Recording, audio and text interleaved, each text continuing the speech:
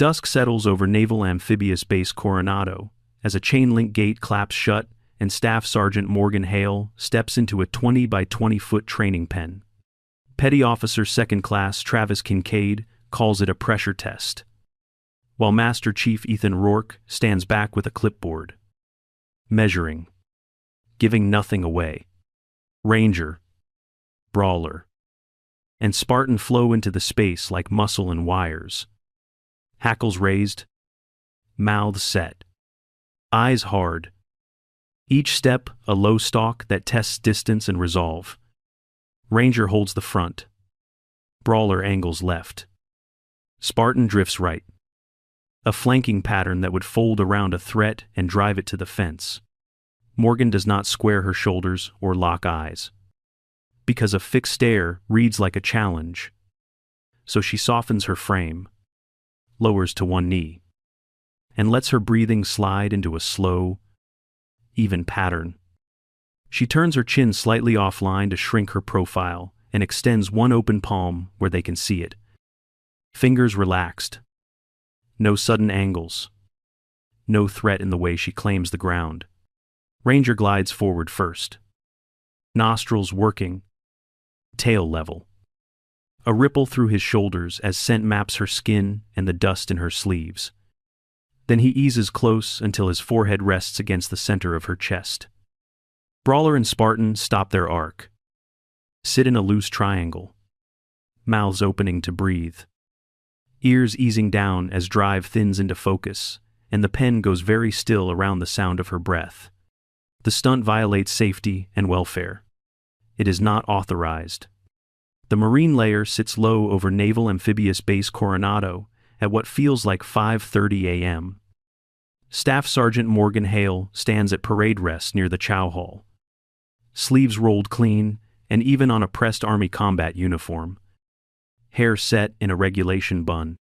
Her desert boots plant shoulder-width apart on damp concrete that holds the night's chill.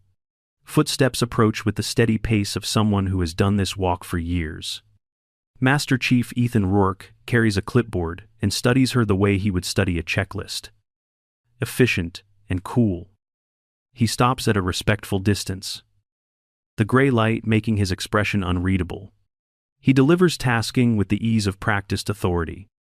She is a temporary evaluator from the United States Special Operations, Command K-9 Support Detachment, billeted in transient barracks, away from the team area, working to daily training schedules issued each morning. The words land crisp, without extra weight or sentiment. Two SEALs pass behind him with trays from the chow hall. Faces flat and eyes sliding across, new variables like weather reports. No greetings. No small talk. Only the quiet pressure of a place that measures people by what they do next. The air smells like salt, disinfectant, and coffee that has been on the burner too long. Morgan answers with a short acknowledgement that fits the chain of command and the moment. She keeps her gaze steady but not challenging. Chin level. Hands quiet at her sides. The bun at the nape of her neck does not move when a breeze cuts through her sleeves. Rourke notes her report time and turns away without drama. The clipboard rides against his hip as he disappears into the low buildings that hold the day's work. The silence that follows feels like an open door with a clock already running. Morgan lets a breath move in and out, the way she would before a range qualification or a first step into a new lane. The friction between Army and Navy sits in the background like ground noise. Present but not personal. She files the tasking in her head, squares her shoulders a fraction, and commits to the mission without another word. Master Chief Ethan Rourke reviews the orders with a calm voice that sounds like procedure. Staff Sergeant Morgan Hale is confirmed as a temporary K-9 program evaluator from the United States Special Operations Command, K-9 Support Detachment. Rourke outlines billet and boundaries in plain terms. She will live in transient barracks away from the team area and work to daily training schedules issued each morning. The chow hall smells like coffee as Petty Officer First Class Derek Hines drifts close with a test wrapped in small talk. He asks about deployments, and Morgan answers with steady eyes. Bagram and Helmand. No unit details given for operational security. She keeps her posture neutral and her hands still, using correct forms of address and the short language of acknowledgement. The message is clear without heat. That surprise tests and unbriefed objectives violate naval special warfare training, safety practices, and animal welfare guidance for military working dogs. Rourke notes compliance and timing and closes the exchange with a nod that is more checklist than praise.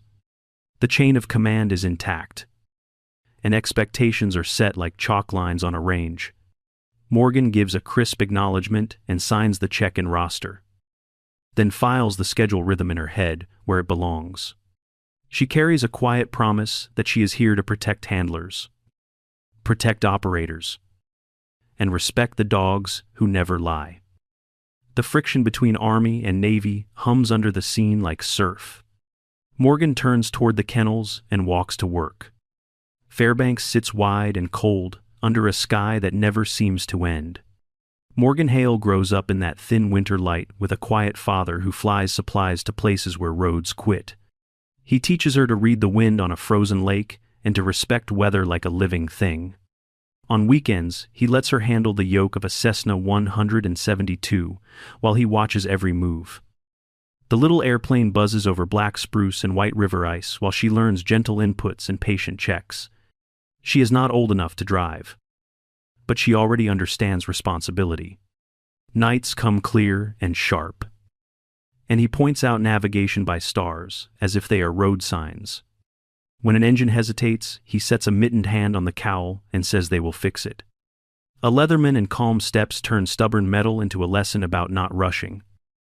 At home, a family sled dog waits by the door with eyes that give the truth away.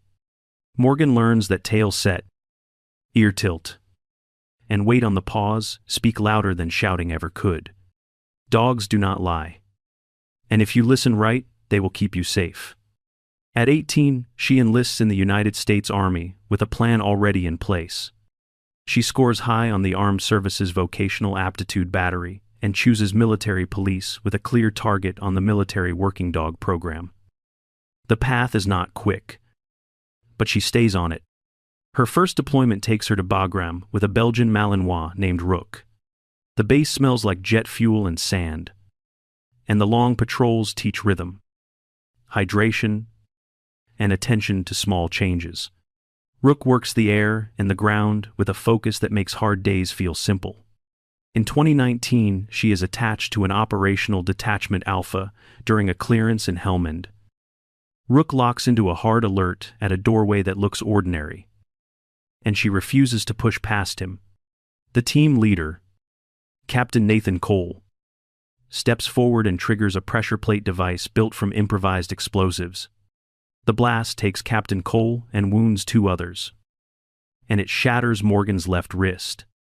A medical evacuation flight carries her to Landstuhl Regional Medical Center, where surgeons place a titanium plate and screws to hold the bones straight. Cold weather will always find that wrist, but she keeps the story plain. After recovery, she receives the Bronze Star with V device for holding position and treating casualties under fire. She signs what needs signing and goes back to work without fanfare. Rook's photograph ends up in her locker and stays there. She is selected for a Joint Special Operations K9 integration effort, identified only by a call sign. K9, Juliet 7. Missions are not discussed because the rules are clear and the quiet matters. The work is demanding and exact, and it makes her smaller in the best way. On her shoulder, a black paw with the name Rook sits above K9 Juliet 7. She touches it like a promise, before hard days and before sleep. 6 months before Coronado, she leaves the program for reasons she does not put on paper. When the request comes for a temporary evaluator at Naval Amphibious Base Coronado, she says yes. Mishandled dogs get operators hurt, and sometimes worse, and she refuses to let that stand. Trust the dog. Bring people home. Keep the records clean, and let the work speak for itself. The kennel block at Naval Amphibious Base Coronado wakes to the clean smell of disinfectant and wet concrete. Chain link runs line both sides. Stainless water bowls are bolted tight to the fencing, and a quiet edge of stress hums under the fluorescent buzz. At 7:00 a.m., Staff Sergeant Morgan Hale steps in with a clipboard and a calm face. Petty Officer Second Class Travis Kincaid meets her at the gate and identifies himself as the senior handler. And she answers with correct forms of address and a neutral nod. Ranger waits 3 pens down. A large male Belgian Malinois with the look of a dog built for work. As he paces the length, his right front guards on the turn and the weight shift lands heavy on the left. A small tell that repeats every few strides. Morgan approaches Ranger's run with her hands open and relaxed so he can see all movements. She angles her body offline, avoids a direct stare, and lets him come forward for a slow sniff across knuckles, sleeve, and pockets before the latch clicks. Inside, she kneels just out of reach, gives him a second pass at scent, then eases a palm to the shoulder. Her fingers travel down the radius and ulna to the metacarpal and carpal area where heat and swelling sit like a raised ridge under skin. The picture matches repeated impact on hard surfaces and a workload that outpaced recovery. She states that Ranger requires a veterinary evaluation within 24 hours and recommends restricted duty until cleared for full mission-capable status. Kincaid's jaw tightens, but he says nothing. And Morgan notes his silence without pushing. She exits with the same slow cadence she used to enter, shuts the gate, and writes the observation in clear, spare language that will travel cleanly through a chain of command. Pixel waits near the far end. A 3-year-old female Belgian Malinois flagged for aggression and a low alert rate. Morgan steps inside, sits on the concrete, and keeps her voice off, letting arousal reset while she breathes in a steady count. Pixel paces a loop, circles back, and sniffs boots dark with dust. When Morgan traces a light touch along the right rib cage, the dog flinches in a way that is more memory than fear, a sign of an old rib injury that healed poorly and now drives defensive reactivity. Morgan keeps posture angled away and uses only short eye glances that rise and fall like the tide. Pixel settles at her knee with a breath that deepens into a working rhythm, and the run feels larger as tension lets go of the corners. She documents findings in plain terms, with no drama. Adjust training tempo, implement pain management, and request follow-up from a veterinary behaviorist at Lackland Air Force Base. Then schedule a progress check that gives space for healing. Before she leaves, she checks water levels and bedding with the same calm hands she used for the exam. Canine welfare is mission critical, and the notes she carries out of the run are the first bricks of a safer program. The chow hall hums at midday with the clatter of trays and the burnt edge of coffee. Petty Officer First Class Derek Hines leans into a casual challenge about deployments that lands like a test more than a question. Staff Sergeant Morgan Hale keeps her shoulders square and names Bagram and Helmand, offering nothing else for operational security. She returns to her meal with calm bearing, fork moving at an easy pace while conversations pass around her like weather. United States Navy SEALs drift by with flat looks and no small talk. The way a place signals that competence speaks louder than charm. The room runs on efficiency and unspoken standards. Outside the chow hall, the air carries salt and the rubber smell of the running track. Morgan files the brief exchange in the same folder as a range safety rule. Noted and done. Then heads back to the kennels with the steady rhythm of a checklist.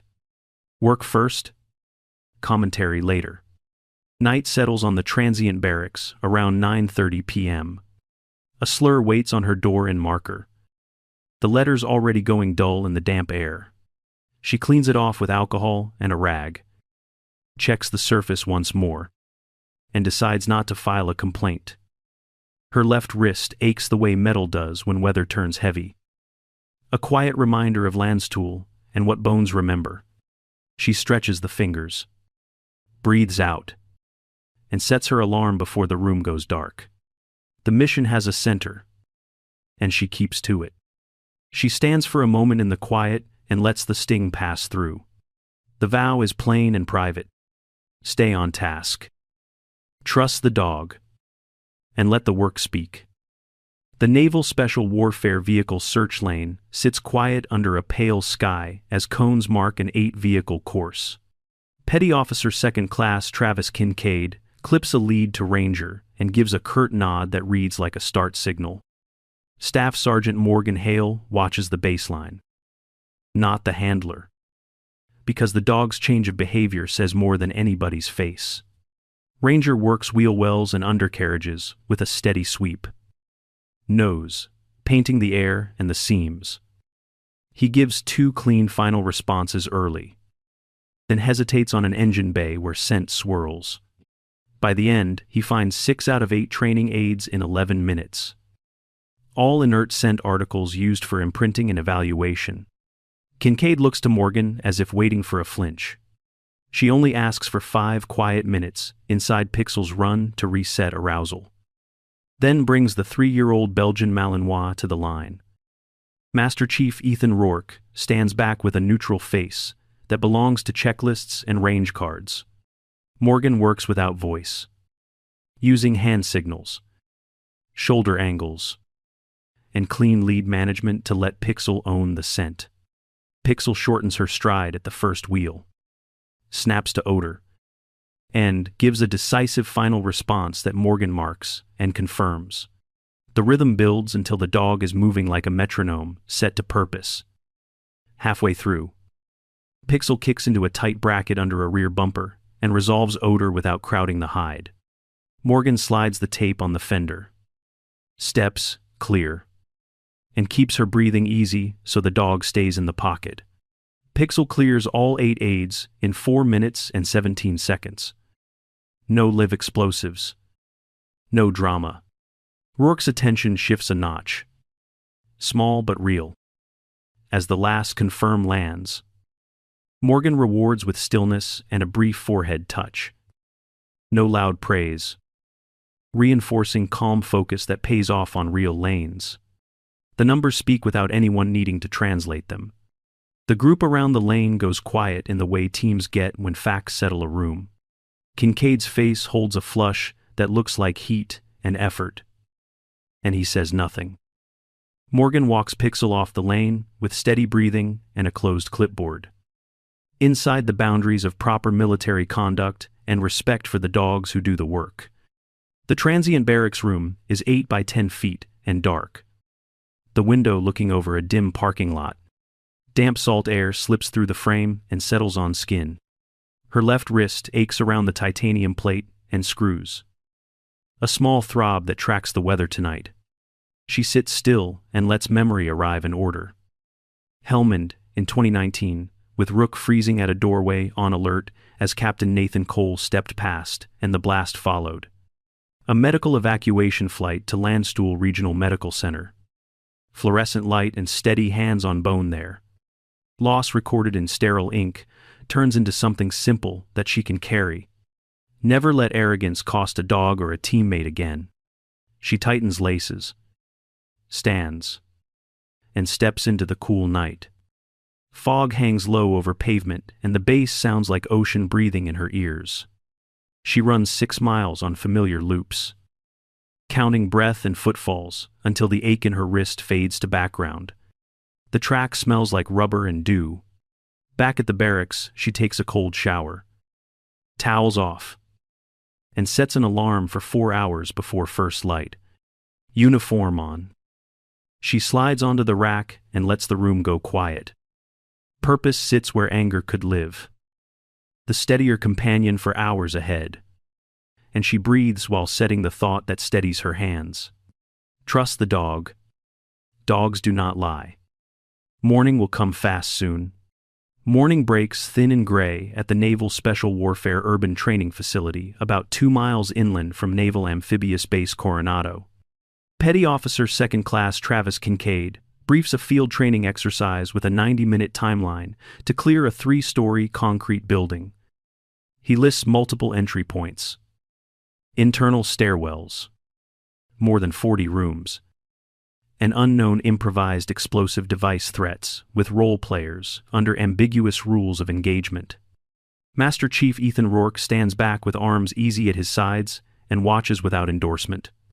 Staff Sergeant Morgan Hale asks if the evolution is officially scheduled and supervised with proper safety control. Kincaid answers in a way that sounds practiced, but does not meet standard. Morgan selects Pixel as her working dog and uses 20 minutes to plan.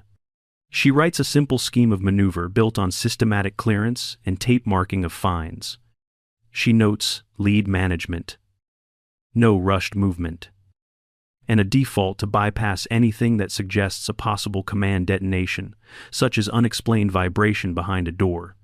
Her medical preparation is set to tactical combat casualty care basics. She checks a tourniquet, gauze, and a marker to note the time of application. She reviews a short radio call template for medical evacuation, so words will come clean under stress. Range safety rules are stated again for the record. No live ammunition is authorized inside the training complex, and simulated effects will be used to control risk.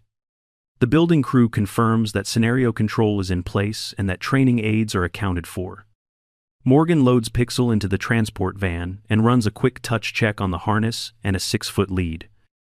She breathes once for focus and watches the marine layer slide along the ridgeline like a slow tide. Procedure over ego, she reminds herself, then closes the door and drives to the lane. The building takes the light like a bunker and smells of dust and old air. Staff Sergeant Morgan Hale clips a 6-foot tactical lead to Pixel and lets the Belgian Malinois lift the breeze at the threshold. She keeps her shoulders quiet and gives the dog the lane. Inside, she treats air currents like a map. Pixel ranges. Head low, then high. Tail neutral as scent pulls in a thin line along the baseboards. Morgan watches for the first change of behavior. A small drift that says odor is nearby. The first hard alert hits at a closed door that looks harmless. Pixel freezes. Nostrils working. Ears set. Body tight without creeping. Morgan marks the frame with tape and calls it confirmed for training records without touching the handle. They move room to room with a rhythm that saves steps. Pixel searches edges, returns to center, and resolves odor before Morgan places a second mark. The first floor is clear in 19 minutes, with no missed threats on the route. A narrow stairwell rises with uneven concrete and a shadow that eats light. Pixel hesitates at the third step and glances back with weight pinned forward. Morgan sweeps low with a small light and finds a thin tripwire across the riser. Marks it, bypasses safely, and continues. On the second floor, a role player in civilian clothing shouts in a local language from a doorway. Morgan issues a clear verbal warning, holds the wall, and keeps Pixel between them like a moving buffer. Then moves past along the opposite side, under rules of engagement. The hallway returns to dust, breath, and the soft pad of paws. At the far end, a heavy metal door breathes a warning that only the dog can read. Pixel refuses to close within 8 feet, and locks into a distant alert that does not break. Morgan kneels, places her palm near the base, feels a faint vibration, and calls it a possible command detonation hazard before bypassing the room. 78 minutes into the evolution. A simulated explosion sounds from below and training smoke rolls up the stairwell. A loudspeaker injects a surprise casualty on the 3rd floor. An objective not briefed at the start. Morgan finishes the 2nd floor methodically, then sends Pixel to check the stairwell for more hazards.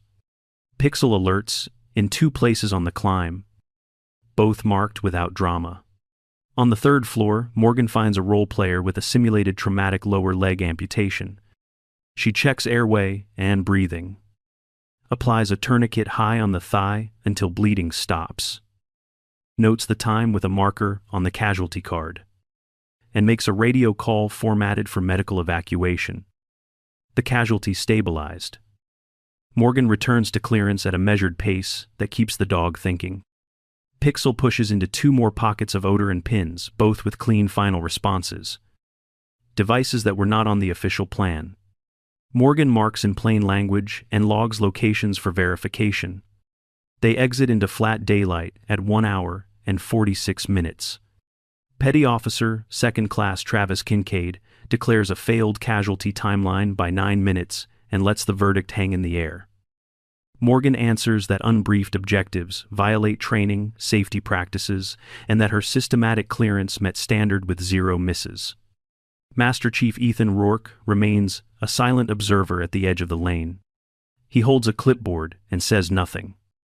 Eyes moving from tape marks to the dog that stands loose and steady at heel. The tension bleeds off in the slow way discipline does. Measured and exact. As Morgan gives Pixel water and feels the calm that comes from procedure over ego, Master Chief Ethan Rourke walks the training lane with a clipboard and a slow pace. Dust hangs in the air while tape marks catch the morning light. He checks each door frame, stairwell, and corridor against the scenario plan. He verifies that every training device was identified and logged exactly where the records say. He pauses at 2 locations that are not on the plan. He notes unauthorized placement and initials the margins for traceability. Staff Sergeant Morgan Hale stands by, with Pixel settled at heel. She keeps her voice low and her answers factual. Limited to times, locations, and final responses. Nothing extra. Nothing missing. Rourke documents the variance under scenario control and safety oversight. Unplanned devices compromise risk management and training integrity. He writes that conclusion in plain language and turns the page. He notifies the officer in charge, Lieutenant Commander Grant Ellison, with a brief call that lists findings and next steps. Petty Officer 2nd Class Travis Kincaid is told to remain available for questions. There is no public confrontation in the hallway. The clipboard closes with a quiet snap that sounds like a decision. Rourke logs the site secure and returns the building to control. The tape marks stay for verification and teaching points. Word moves through team spaces the way it always does. Conversations drop when boots pass and start again when doors close. The pressure builds without anyone raising a voice. Morgan checks water, updates records, and schedules a follow-up walk of the kennels. Bearing stays level and the dog stays calm. The work continues while accountability finds its place. The night sits heavy behind the kennel as lights hum over chain link. Petty Officer 2nd Class Travis Kincaid turns a key and points to a 20 by 20 foot training pen where 3 patrol-trained Belgian Malinois wait with bright eyes and hard lines. A few United States Navy SEALs watch in uneasy silence that smells like salt and concrete.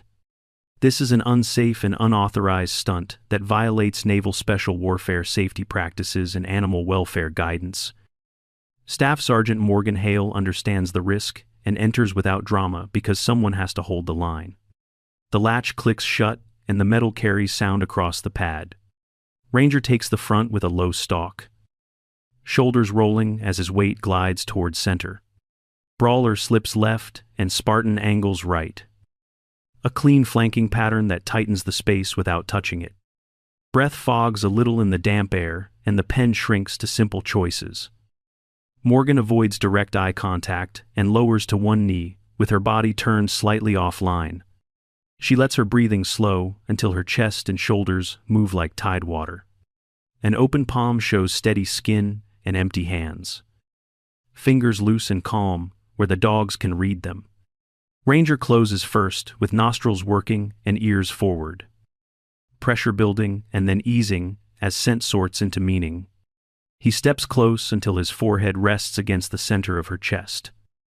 Brawler and Spartan settle into a loose sit with mouths soft and eyes alive. Drive reshaped into focus. Morgan stands with controlled movement and asks for the gate to be opened with steady authority that is more bearing than volume. Chief Marco Ruiz exhales like a man who just saw physics turn inside out. The line of observers shifts as the moment lands on muscle memory and ethics. Morgan rolls her sleeve to show a black paw tattoo, with the name Rook above K9 Juliet 7. A quiet marker from a joint special operations K9 program turns into context as faces change one by one. The Hellman story connects to the person in front of them, and the room seems to tilt. 8 minutes later, Master Chief Ethan Rourke arrives with Lieutenant Commander Grant Ellison, the officer in charge. Ellison asks who authorized the stunt, and Rourke identifies Kincaid in a voice that belongs to checklists. Ellison removes Kincaid from all kennel duties and directs that he face non-judicial punishment under Article 15 at Captain's Mast. Terms stay plain and accurate because that is how accountability works. Possible outcomes include reduction in rate, forfeiture of pay, restriction to base, and a punitive letter in the service record. The pen gate opens and Morgan steps out while Ranger leans a shoulder against the fence like a calm anchor. Ellison invites Morgan to take operational control of the SEAL Team 7K9 program. She will rewrite standard operating procedures and set training based on readiness and welfare rather than noise. Immediate fixes start tonight with 30-day veterinary checks. Rest protocols for dogs with physical or behavioral stress. And referral to a veterinary behaviorist from Lackland Air Force Base, with documentation for each working dog. Ranger is placed on restricted duty with physiotherapy for a carpal joint issue and returns to full mission-capable status after 6 weeks. Pixel, once labeled aggressive, becomes the top explosives detection dog in 40 days through calm. Precise handling and correct reward. The records carry numbers that match what handlers see on the lane. A young petty officer, 3rd class, named Evan Whitaker, admits he is worried about failing. Morgan hands him Pixel's lead and tells him to walk and listen to the dog. He returns with a different cadence in his shoulders and the first thread of a working bond. The cultural shift takes root in small routines that hold over time. Kennel logs fill with clean notes and clear plans. The tone turns steady as handlers trade volume for observation and hurry for craft. Most nights end the same way. Morgan checks water, bedding, and records, then walks the line and lets the dogs settle around her like a tide, finding shore. Ranger presses his head gently to her hand through the fence, while she touches the tattoo and repeats the quiet line that guides her work about trusting the dog.